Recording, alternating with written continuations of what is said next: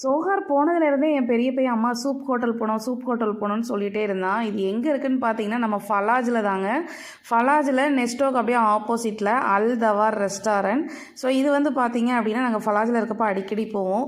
So சரி பையன் கேட்கானன்னு சொல்லிவிட்டு அன்றைக்கி ஃபலாஜ் போகிறப்ப சரி ஓகே அங்கேயே டின்னர் சாப்பிட்லான்னு சொல்லிட்டு அங்கே போயாச்சு. அங்கே உள்ள ஸ்டாஃப் எல்லாமே நம்மளை வந்து ஈஸியாக ஐடென்டிஃபை பண்ணிட்டாங்க. சரி போனதுமே வந்து சூப் தான் கொடுப்பாங்க. பசங்களும் சூப்புக்காக ரொம்ப வெயிட் பண்ணிகிட்டு இருந்தாங்க. இங்கே உள்ள சூப்பில் வந்து பார்த்திங்கன்னா கொஞ்சம் நூடுல்ஸ், சிக்கன், வெஜிடபிள்ஸ் எல்லாமே போட்டு கொடுப்பாங்களா. ஸோ அவங்களுக்கு வந்து அது வந்து ரொம்ப பிடிக்கும். நல்லா ஃபில்லிங்காகவும் இருக்கும். அப்புறம் இவங்க ரெஸ்டாரண்ட்டில் மெயின் வந்து பார்த்திங்கன்னா நமக்கு வந்து வீட் பரோட்டா, நார்மலாக உள்ள பரோட்டா எல்லாமே கிடைக்கும். ஸோ வீட் பரோட்டா தான் நாங்கள் எப்போவுமே வாங்குவோம். ஸோ வீட் பரோட்டா அப்படியே அவங்களே வந்து பார்த்திங்கன்னா ஒரு கிரேவி மாதிரி ஒன்று கொடுப்பாங்க. ஸோ அதையும் வச்சு நம்ம சாப்பிட்றதுக்கே பரோட்டா சூப்பராக இருக்கும். ஸோ நாங்களும் டின்னர்லாம் முடிச்சுட்டு அப்படியே வந்து பார்த்திங்கன்னா வெளியே வந்து நம்மளுக்கு வந்து எவ்வளோ தான் நம்ம ஹெவியாக சாப்பிட்டோன்னு ஃபீல் இருந்தாலும் வெளியே ஒரு டீ வச்சுருப்பாங்க. ஸோ அதை குடித்தாலே வந்து பார்த்திங்கன்னா ரொம்ப நார்மலாகிடும். இது வந்து நிறைய ரெஸ்டாரண்ட்டில் வந்து நம்ம வந்து பார்க்க முடியும் சுகாரை பொறுத்த மட்டும்.